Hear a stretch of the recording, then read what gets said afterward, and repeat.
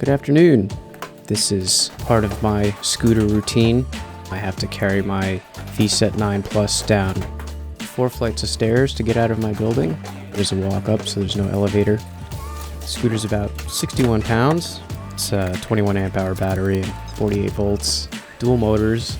It's a step below the VSett10 Plus, which I seriously considered getting until I walked up and down my stairs and realized that if I got a bigger scooter, like the 10 Plus, that weighs 86 pounds and is slightly longer and wider than the 9 Plus, I would be at a severe disadvantage and I'd probably end up wrecking my body. So for all of you guys who are out there considering which VSett to get, I would say the 9 Plus is kind of the maximum if you have a walk-up of any kind. Having to carry it is pretty tough duty. So you might want to consider the 8 Plus, which is a little bit smaller and weighs only 50 pounds, which is still pretty hefty when you got to do it every single day. So I was taking the VSett out for a spin in Prospect Park. I figured a good lap would give me some good practice on the scooter, and I also wanted to try out these new gloves from Hillbilly that had just come in the mail.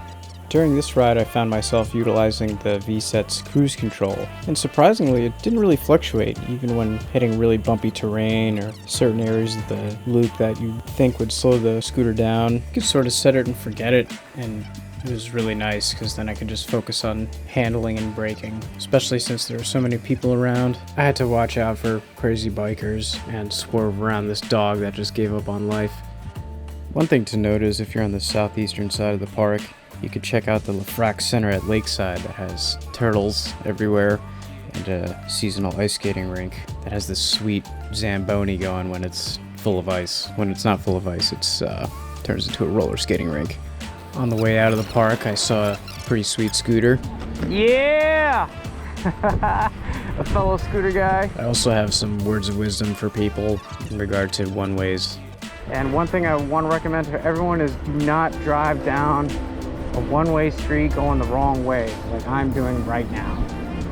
Because no one is watching for you. You see this guy, he doesn't think anyone's on the left side of him. I feel like a lot of people who get scooters think that the rules of the road don't really mean anything for them, but honestly, it's best to follow the ways of traffic so you don't get yourself killed or seriously hurt. After my ride, I made my way back home and started to prepare myself mentally for having to carry my heavy-ass scooter up my walk-up. I gotta say, this is the not-so-fun part of being a scooter owner. But if you have a walk-up, really consider what you're gonna feel like when you have to carry things up and down lots of stairs. You don't want to get hurt, because if you're hurt, then you can't ride. So, thanks for watching. Peace!